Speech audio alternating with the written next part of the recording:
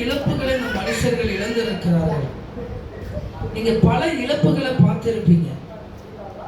பணத்தை இழந்து பார்த்திருப்பீங்க, மரண இழப்பை பார்த்திருப்பீங்க. எவ்வளோ இழப்புகளை நம்ம இழந்திருக்கிறோம். அந்த வாழ்க்கையில எவ்வளோ இழப்புகளை பார்த்திருக்கிறோம். எவ்வளோ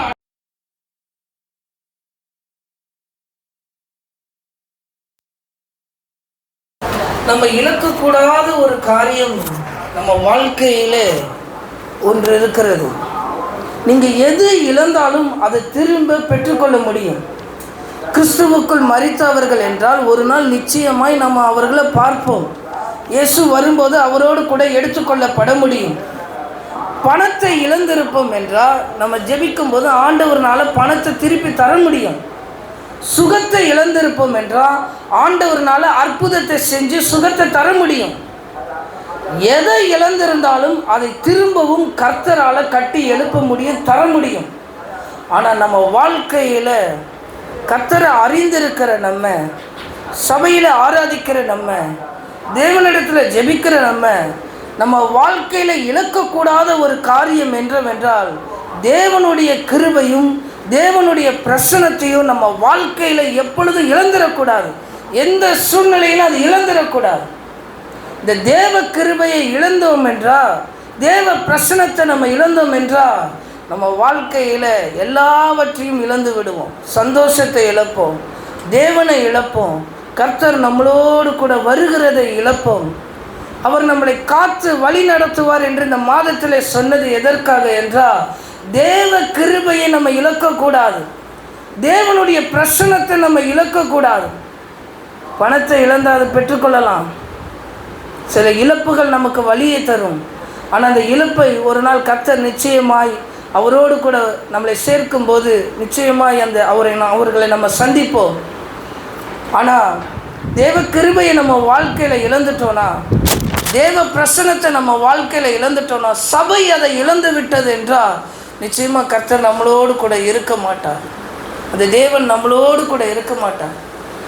தீமை ஒருத்தனுக்குள்ளே வருகிற போது அவன் தேவ கிருபையை வாழ்க்கையில் அவன் இழந்துக்கிறான். எல்லா மனுஷருக்கும் இந்த தேவ கிருபை அளிக்கப்பட்டிருக்கிறது. தகுதி இல்லாத நம்மளை இந்த கிருபை தகுதிப்படுத்துகிறது. தேவ பிரசன்னம் நம்மளை தகுதிப்படுத்துகிறது. நம்மளுடைய பெரிய அடையாளம் அந்த பிரசன்னம், அவருடைய கிருபை. நம்ம வாழ்க்கையில் அதை இழந்துராதபடி தேவன் பாதுகாப்பாராக. இந்த சபையில் அது இழந்துராதபடி ஆண்டவர் நம்மளை பாதுகாப்பாராக. இந்த சபையில் ஒருபோது தேவ கிருபை நம்ம இழந்துடக்கூடாது. ஒருபோது தேவ பிரசன்னத்தை இழந்துடக்கூடாது. ஆத்துமாக்கள் இல்லாதது போல இருக்கும். வருகிற ஆத்துமாக்கள் நிலையாய் நிற்காதது போல இருக்கும். சபையினுடைய தேவைகள் சந்திக்கப்படாதது போல இருக்கும். ஆனால் இதை காட்டிலும் இந்த சபையில் தேவ பிரசன்னத்தையும் தேவ கிருபையும் நம்ம இழந்துடக்கூடாது. எங்கு தேவ மகிமை ஊற்றப்படுகிறதோ அங்கு ஆவியானவருடைய வழிநடத்துதல் நடக்கும். அசுசியா என்ற சொல்லி ஒரு தெருவில் பரிசுத்த ஆவியானவர் அங்கே ஊற்றினார். தேவ மகிமை இங்கே இறங்கின பொழுது எல்லாரும் அந்த இடத்துல போய் ஒரு எழுப்புதலை பார்த்தார்கள். அதனால் தேவ மகிமை முக்கியம். இன்றைக்கு தேவ மகிமையை, தேவ பிரசன்னத்தை விட்டுட்டு வளர்ச்சியை பார்க்கிறோம். லோத்தினுடைய பார்வை அப்படிப்பட்ட ஒரு பார்வை. தேவனுடைய பிரசன்னத்தை பார்க்கல, ஆனால் இடத்தை பார்க்கிறோம். நான் ஊழியம் செய்கிற இடம், நம் சபைக்கு வருகிற இடம் வசதி உள்ள இடமா, ஊழியம் செய்வதற்கு ஏதுவான இடமா, ஆராதிப்பதற்கு ஏதுவான இடமா? இன்றைக்கு ஜனங்கள் எகிப்தினுடைய வளத்தை பார்க்கறது போல, செழிப்பை பார்க்கறது போல பார்க்கிறார்கள்.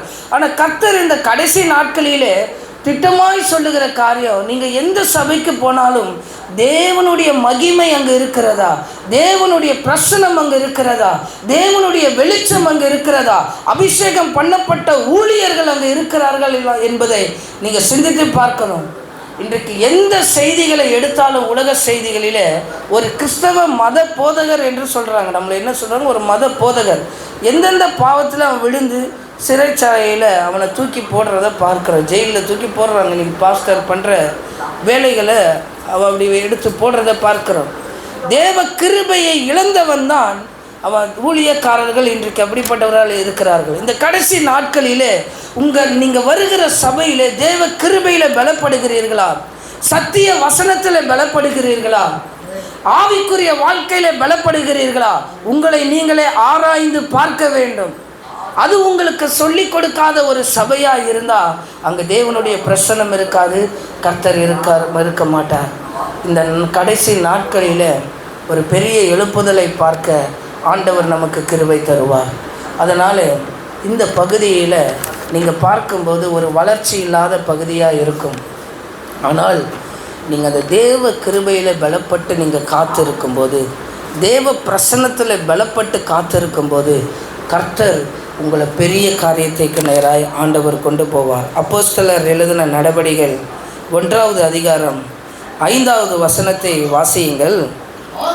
ஆகையால் நீங்கள் எருசலேமை விட்டு போகாமல் என்னிடத்தில் கேள்விப்பட்ட பிதாவின் வாக்குத்தத்தம் நிறைவேற காத்திருங்கள் என்று சொல்லி ஆண்டவர் சீஷர்களுக்கு கட்டளையிடுகிறார். இன்றைக்கு ஆண்டவர் கட்டளையிடுகிறது என்ன? நீங்கள் எருசலேமை விட்டு போகாமல், இந்த சபையை விட்டு போகாமல், என்னிடத்தில் கேள்விப்பட்ட பிதாவின் வாக்குத்தத்தம், இந்த சபையில் கொடுக்கிற வாக்குத்தத்தத்தை நிறைவேற நீங்கள் காத்திருங்கள்.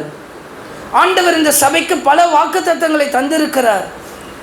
ஆனால் நம்மளை பழுகி பெருக செய்கிற தேவன், தகப்பன் தேசத்துக்கு கூட்டிட்டு வந்திருக்கிற தேவன், நம்மளை பழுகி பெருக செய்கிற வாக்குத்தத்தத்துக்கு நாம் காத்திருக்க வேண்டும்.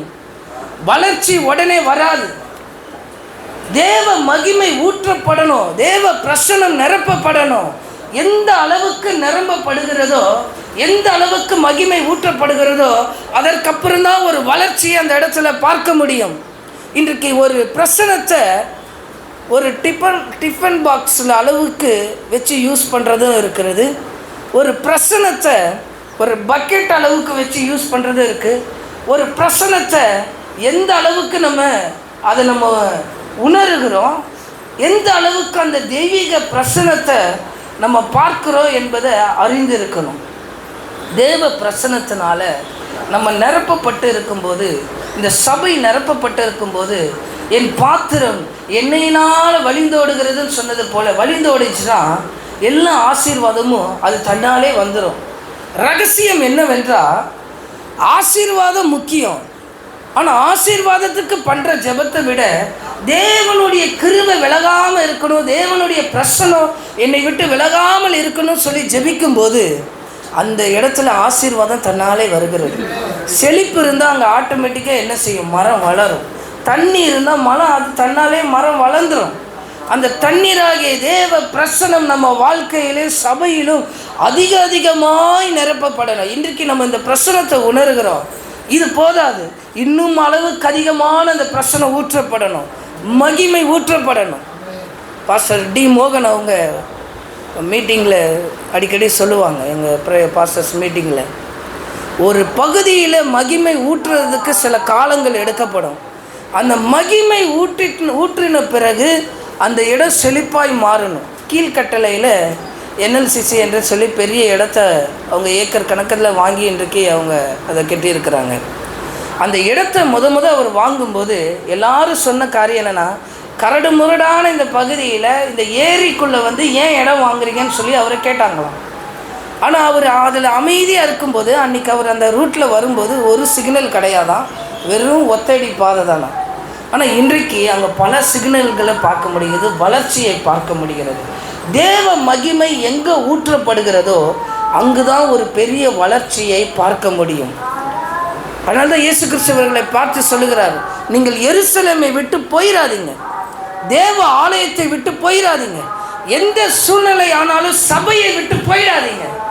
சபை உங்களை மேன்மைப்படுத்துகிறது மாத்திரமல்ல, ஆசீர்வதிக்கிறது மாத்திரமல்ல, தேவ மகிமையிலே உங்களை வழி நடத்தும், பரலோகத்துக்கு நேரம் உங்களை வழி நடத்துகிற சபையாய் உங்களை கொண்டு வரும். எந்த சூழ்நிலையிலும் சபையை விட்டு நீங்கள் போகக்கூடாதவர்களாக இருக்கணும். ஆண்டவர் எதாவது சொல்கிறார், எருசலேமை விட்டு நீங்கள் போகாமல் பிதாவின் இடத்துல கொடுக்கப்பட்ட வாக்குத்தத்தம் நிறைவேற நீங்கள் காத்திருக்கும்படியாய் கர்த்தர் விரும்புகிறார். நீங்கள் அதற்காக காத்திருக்கணும். இன்றைக்கு இதில் ஒரு பெரிய வளர்ச்சியை நம்ம பார்க்க முடியாது, ஆனால் நாட்கள் வரும், அன்றைக்கு இங்கே ஒரு பெரிய வளர்ச்சி இருக்கும். நீங்கள் நல்ல ஏர் கண்டிஷனரில் உட்காருவீங்க, ஓட்டங்கள் பெரிய ஓட்டமாய் கர்த்தர் கொடுப்பார். அந்த வளர்ச்சியின் பாதையிலே வருவதற்கு அவசியமானது தேவ கிருபை, தேவ பிரசன்னம். அது நம்மளோடு இருக்கணும், நம்ம பிள்ளைகளோடு இருக்கணும், நம்ம குடும்பத்தோடு இருக்கணும். நம்மளிடத்துல பணம் இருக்கலாம், சொத்துக்கள் இருக்கலாம், எது இருக்கலாம், தேவ மகிமை நம்ம வாழ்க்கையில இருக்கணும், தேவ பிரசன்னம் நம்ம வாழ்க்கையில இருக்கணும். கர்த்தர் எல்லாவற்றையும் நமக்காக அவர் ஆயத்தம் பண்ணுகிறவராய் அவர் இருக்கிறார். தாவீது இந்த ரகசியத்தை அறிஞ்சிருக்கிறான். தாவீது அதனால தான் ஜெபிக்கிறான், தேவனே உம்முடைய கிருபையின்படி எனக்கு இறங்கும் என்று சொல்லி. அவன் பெரிய பாவத்தை பண்ண பிறகு அவன் அந்த கிருபையை கேட்குறான், தேவ பிரசன்னத்தை மறுபடியும் கேட்குறான். ரட்சிக்கப்படுகிறவர்களை கர்த்தர் சபையில் சேர்த்து கொண்டு வருகிறார் என்றால் இந்த சபை தேவ மகிமையினால ஒரு நிரப்பப்படுகிற சபையாக இருக்கணும். உங்கள் வாழ்க்கையில் பெரிய ஆசீர்வாதம் எதுவென்றால் தேவ பிரசன்னமும் தேவ கிருபையும். அந்த கிருபையை நீங்கள் ஒருபோது இழந்துடாதபடி அந்த கிருபைக்காக நீங்கள் காத்திருங்க. அவரை நம்பி அந்த கிருபைக்காக காத்திருக்கும் போது ஆண்டவர் நிச்சயமாய் ஒரு பெரிய மாற்றத்தை ஆண்டவர் செய்வார். இன்றைக்கு இந்த உலகத்தில் பார்க்கும்போது எல்லா சபைகள் வளர்கிறது, எல்லா ஊழியம் வளர்கிறது, எல்லாரும் வளர்கிறத பார்க்க முடிகிறது. ஆனால் ஆண்டவர் நம்மளை ஒரு சின்ன இடத்துல கொண்டு வந்து ஒரு சின்ன வளர்ச்சி இல்லாத ஒரு பகுதியில் வைத்திருக்கிறார் என்றால் நிச்சயமாய் ஆண்டவருடைய வார்த்தைக்கு நீங்கள் காத்திருக்கும் போது ஆண்டவர் நம்மளை பெரிய காரியத்துக்கு நேராக ஆண்டவர் சொல்வார். அவர்கள் யூதாவிலே சமாரியாவிலே சாட்சிகளாக இருந்தீர்கள், கர்த்தர் உங்களை சாட்சி உள்ளவர்களாக ஏற்படுத்துவார். இதோ இங்கே இருக்கிற இந்த பிள்ளைகளை ஆண்டவர் சாட்சியாக ஏற்படுத்துவார். இன்றைக்கு இந்த பிள்ளைங்க ஓடி ஆடி விளையாடுகிற ஒரு இடம், நாளைக்கு இந்த பிள்ளைங்க வளரும் போது சாட்சியாய் சொல்லுவாங்க, எங்கள் சபை இந்த நிலைமையில் இருந்தது, இன்றைக்கு எங்கள் சபை இப்படியாய் மாறினது என்று சொல்லி. ஆமென். இந்த ஊழியம் இப்படியாய் மாறினது சொல்லி இந்த பிள்ளைகள் நமக்கு சாட்சி சொல்லுவார்கள். மனைவி கிட்ட அடிக்கடி சொல்லுவேன், நம்ம சர்ச்சை டெவலப் பண்ணும்போது ஒரு ரூம் கண்டிப்பாக நான் கட்டுவேன், பிள்ளைகள் விளையாடுறதுக்குன்னே ஒரு ரூமை கட்டணும். என்ன விசுவாசத்தின் அடிப்படையில் அதை சொல்கிறோம்? தேவன் வாக்குத்தத்தத்தை தந்திருக்கிறார், அதை காத்திருக்கிறோம். அவருடைய கிருபை இருக்கிறது, அவருடைய பிரசன்னம் இருக்கிறது, ஆண்டவர் நம்மளை நடத்துவார் என்கிற அந்த காரியத்தில் காத்திருந்து பலத்தோடு அதை நம்மளை சொல்லணும். ஆண்டவருடைய கிருபை நம்மளை ஒருபோதும் நம்மளை விட்டு விலகி போயிடக்கூடாது. அந்த கிருபை எப்பொழுதும் இருக்கணும். ஏசாயா எழுதின தீர்க்க தரிசன புஸ்தகமும் 49வது அதிகாரம் 23வது வசனத்தை வாசிப்போம். நம்ம ஏசாயா எழுதின தீர்க்க தரிசன புஸ்தகமும் 43வது அதிகாரம் 49வது அதிகாரம் 23வது வசனத்தை வாசிப்போம். ராஜாக்கள் உன்னை வளர்க்கும் தந்தைகளும் அவளுடைய நாயகிகள்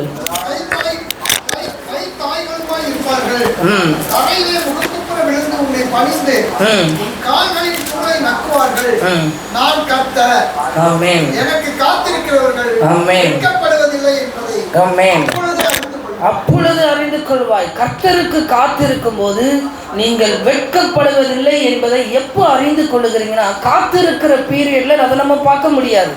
அது ஒரு பீரியட், அது ஒரு காலகட்டம். அழுகிறதுக்கு ஒரு காலம் உண்டு, நகைப்பதற்கு ஒரு காலம் உண்டு என்று சொன்னது போல காத்திருப்பதற்கு ஒரு காலம் இருக்கிறது. இன்றைக்கு நீங்களும் நானும் கர்த்தர் நம்மளை இந்த சபையில இணைத்திருக்கிறது எதற்கு? காத்திருக்கிற பீரியட்ல இருக்கிறோம். ஆனால் கர்த்தர் சொல்லுகிறார், ராஜாக்கள் உன்னை வளர்க்கும் தந்தைகளும் அவர்களுடைய நாயகிகள் உன் கை தாய்களுமாய் இருப்பார்கள். தரையிலே முகம் குப்புற விழுந்து இந்த சபையிலே கர்த்தரை பணிந்து உன் கால்கள் தூணை நக்குவார்கள். நான் கர்த்தர், எனக்கு காத்திருக்கிறவர்கள் வெட்கப்படுவதில்லை என்று அப்பொழுது நீ அறிந்து கொள்வாய் என்று. ஆண்டவரே, இந்த நாட்களிலே நாம் எவ்வளவாய் காத்திருக்கிறோமோ எல்லாரும் நம்மளை நோக்கி வர ஆண்டவர் ஒரு மிகப்பெரிய ஆசீர்வாதத்தை நம்ம வாழ்க்கையில ஆண்டவர் தருகிறவராக இருப்பார். ஆமே, நீ விசுவாசம் உள்ளவனாய் இரு, நீ பயப்படாதே, நீ கலங்காதே என்று ஆண்டவர் சொல்லுகிறார். நீ காத்திருக்கும் போது பயப்படாத, நீ காத்திருக்கும் போது உன் எண்ணங்களை சிதற விடாத. கர்த்தர் சொல்லுகிற காரியம் நான் கர்த்தர் என்று தைரியமாய் ஆண்டவர் நான் என்று சொல்லி வைராக்கியமாய் சொல்லுகிறதை பார்க்க முடியும். நீ வெட்கப்படுவதில்லை என்பதை நான் அறிந்து கொள்வாய் என்று சொல்லி நீங்கள் நிச்சயமாய் ஒரு நாட்களிலே அதை நீங்கள் அறிந்து கொள்வீங்க. கர்த்தருக்கு காத்திருக்கிறவர்கள் நிச்சயமாக வெட்கப்பட்டு அவர்கள் போக மாட்டார்கள். ஆமென். தேவனுக்காய் காத்திருங்கள், தேவனுடைய சமூகத்தில் காத்திருங்கள். அவருடைய கிருபை நம்மளை விட்டு ஒருபோதும் அது விலகாது என்பதை ஆமென் பார்க்க முடியும். அதே 49வது அதிகாரத்தில் 18வது வசனத்தை வாசியுங்க. உன் கண்களை ஏறெடுத்து சுற்றிலும் பார். ஆமென் ஆமென். எப்படி இருக்கு பாருங்க வசனம். உன் கண்களை ஏறெடுத்து சுற்றிலும் பார். உங்கள் கண்ணை கொஞ்சம் ஏறெடுத்து சுற்றிலும் பார். அடுத்த பகுதி அதை வாசித்தா, அவர்கள் எல்லாரும் ஏகமாய் கூடி உன்னிடத்தில் வருகிறார்கள். பாருங்க, சுற்றி பார்த்தா என்ன தெரியுது? வீடு தரல, சுற்றி பார்த்தா காடா இருக்கு. ஆனால் உன் கண்ணை ஏறெடுத்து நீ பார். ஆண்டவர் சொல்றார். இப்போ நம்ம இந்த காட்டு ரோட்டில் 4 வாட்டி போகிறோம் வரோம். விசுவாசம் உள்ள பிள்ளைகளே, உங்கள் கண்களை தரிசனத்தோடு ஏறெடுத்து பாருங்க. உங்கள் மாம்சீக கண்ணோடு பார்த்தா இங்கே சிஎம்டி அப்ரூவல் இல்லையே, இது நீரோற்றம் உள்ள ஒரு இடமே, இது பட்டா கிடைக்காத ஒரு நிலைமைன்னு தெரியும். இது மாம்சீக கண்ணு. கர்த்தருக்கு காத்திருக்கிற தேவ ஜனமே, கிருபை நிறைந்த இந்த சபையில் இருக்கிற நம்மளை ஆண்டவர் சொல்லுகிறார், உன் கண்களை ஏறெடுத்து இப்போ நீ பாரு. ஆண்டவரே, இதில் பார்த்தா ஒன்றும் தெரியல, சுற்றி காடாக இருக்குது, சாக்கடையாக இருக்குது. இந்த காடு எல்லாம் ஃபாரஸ்ட் டிபார்ட்மெண்ட்டுடையதாக இருக்குது. இது எப்படி குடியிருப்பு நிலமாய் மாறும்? ஆனால் ஆண்டவர் சொல்லுகிறார், உன்னிடத்திலே வருவார்கள், இந்த சபைக்குள்ளே வருவார்கள், உன்னை பார்த்து வருவார்கள் என்று ஆண்டவர் அந்த இடத்துல சொல்லுகிறதை பார்க்க முடிகிறது. நீ அவர்கள் எல்லாரையும் ஆபரணமாக தரித்து மணமகள் அணிந்து கொள்வது போல நீ அவர்களை அணிந்து கொள்வாய் என்று கர்த்தருடைய ஜீவனை கொண்டு ஆண்டவர் சொல்லுகிறார். ஆமாம், அவருடைய ஜீவனை கொண்டு நமக்கு இந்த வேலையில சொல்லுகிறார். இந்த சபையில் காத்திருக்கிறது சாதாரண காரியம் அல்ல. இங்கே மணமகளை அணிந்து கொள்ளுகிற மாதிரி வருகிற ஜனங்களை நம்ம சேர்த்து கொள்வோம். கர்த்தருக்காய் காத்திருக்கிறவர்களே, பரிசுத்த ஆவியினால் இந்த சபை உங்களை நிரப்பும். சத்தியத்தில் இந்த சபை உங்களை நிரப்பும். தேவ கிருபையினால் இந்த சபை உங்களை நிரப்பும். தேவ பிரசனத்தினால் இந்த சபை உங்களை நிரப்பும். ஒரு பாஸ்டர் ஜோம் பண்ணிகிட்டே இருந்தார், என் சபையில் பணக்காரனாக வரணும், என் சபையில் பணக்காரனாக வரணும், இப்படியே தான் ஜோம் பண்ணுவாராம். என் சபையில் பணக்காரனாக வரணும். சபையில் தேவ பிரசனம் இருக்கணும். நாங்கள் அதிகமாக ஜெபிக்கிறது பணக்கார வரணும்ல, சபையில் தேவ மகிமை வெளிப்படணும், பரிசுத்த ஆவியானவர் உலாவும், இந்த ஊழியனை மறைத்து கர்த்தர் வெளிப்படணும். நாங்கள் அப்படி தான் ஜெபிக்கிறோம். நாங்கள் பாஸ்டர் ஜெபம் பண்ணிகிட்டே இருந்தோம், பணக்காரனாக வரணும், ஆண்டவரே கொடுக்குறவனா வரணும், கொடுத்துக்கிட்டே இருக்கணும் இப்படிங்க. ஆண்டவரும் ரொம்ப இரக்கமுள்ளவர்ல இல்லை, அவர் ஜெபத்தை தள்ளாமலும் தம்முடைய கிருபை நம்மளுக்கு விளக்காமலும் இருக்கிறார் என்று வசனம் இருக்கு. அவர் ஜெபத்தை தள்ள மாட்டார். இப்படி ஜெபம் பண்ணிக்கிட்டே இருக்கும்போது உண்மையிலே அந்த சபையில் பணக்காரனை ஆண்டவர் கொடுத்தாங்க. இப்போ அந்த சபையில் ஒரே பணக்காரனை தான் இவர் ஜெபம் பண்ணி பணக்காரனை என்ன செய்கிறாங்க, சபை ஃபுல்லாக வந்த உடனே இப்போ அந்த பணக்காரங்க என்ன செய்கிறாங்கன்னா, நான் பாட்டு பாடுறேன், நீ இது பண்ணுற, நீ அது செய்கிறேன்னு சொல்லி கடைசியாக பாஸ்டருக்கே பிரசங்கம் இல்லாத அளவுக்கு அந்த பணக்காரங்க இது பண்ணாங்க. அப்போது இது பாஸ்டர் சொன்ன காரியம். ஒரு நாள் பாஸ்டர் கிறிஸ்துதாஸ் அவங்க போயிருக்காங்க அந்த சபைக்கு. இது என்னையா சோபா, இது யார் மேலே உட்காந்துருக்குறாங்க 4 பேருன்னு கேட்டிருக்கிறாங்க. அவங்க இந்த சபைக்கு நல்லா கொடுக்குறவங்க, அதனால் மேலே பார்த்து ஒரு நாள் உனக்கு மைக்கு பிடிக்கிட்டு போயிடுவாங்க சொல்லி கொஞ்ச நாளில் உண்மையிலே மைக்கு பிடிக்கிட்டு அவங்க சபையை விட்டு போயிட்டாங்களாம், பாட்டு பாட கொடுக்கல. சபையில் கொடுப்பவர்களை ஆண்டவர் கொடுப்பார், ரட்சிப்பவர்களை ஆண்டவர் கொடுப்பார், ஜெபிக்கிறவர்களை ஆண்டவர் கொடுப்பார், வழி நடத்துகிறவர்களை ஆண்டவர் கொடுப்பார். சபையில் நம்ம எதை பெரிதாய் நோக்க வேண்டும் என்றால் தேவ மகிமையும் தேவ பிரசனத்தையும் கர்த்தருடைய வழி நடத்தலையும் தேடணும். ஆண்டவர் இதில் சொன்னபடி ஆமென், உன் கண்களை ஏறெடுத்து சுற்றிப்பார். உனக்கு நான் பணக்காரனை கொடுக்கறதில்ல, உனக்கு நான் பெரிய ஆட்களை கொடுக்கறதில்ல, உன் சபையில் தேவ மகிமையை நான் கொடுக்குறேன். ஆமென். ராஜாக்கள் இங்கிருந்து உதிக்க, தேசம் இங்கிருந்து சந்திக்கப்பட ஆண்டவர் உதவி செய்வார். உங்கள் ஜெபங்களில் நீங்கள் அப்படி ஜெபிங்க, ஆண்டவரே இந்த சபையில் தேவ மகிமை நிரப்பணும், தேவ பிரசனம் இருக்கணும், தேவனுடைய வழிநடத்துதல் இருக்கணும். இது உங்கள் வாழ்க்கையில் கிடைத்த ஒரு பெரிய ஆசீர்வாதமாக கர்த்தர் மாற்றுவார். ஆமென், ஆமென். இப்படிப்பட்ட ஜெபங்களை ஆண்டவர் அங்கீகரிக்கிறார். ஆமென். அதனால் எருசலேமை விட்டு போகாமல் நீங்கள் வாக்குத்தத்தம் பண்ணப்பட்டதை காத்திருங்க. இந்த சபையில் காத்திருந்து நீங்கள் ஜெபிக்கும்போது கர்த்தர் பெரிய காரியத்தை ஆண்டவர் செய்வார். கிருபையினால் நம்மளை மூடி பாதுகாப்பார். உங்கள் குடும்பத்தை ஆண்டவர் பாதுகாப்பார். கண்களை மூடி நாங்கள் ஜெபம் பண்ணுவோம். ஆண்டவரே, எங்கள் வாழ்க்கையில் தேவ கிருபை இருக்கணும், தேவ பிரசனம் இருக்கணும், தேவ மகிமை வெளிப்படணும். ஆமென். கர்த்தர் பெரிய மாற்றத்தை எங்கள் வாழ்க்கையில் செய்கிற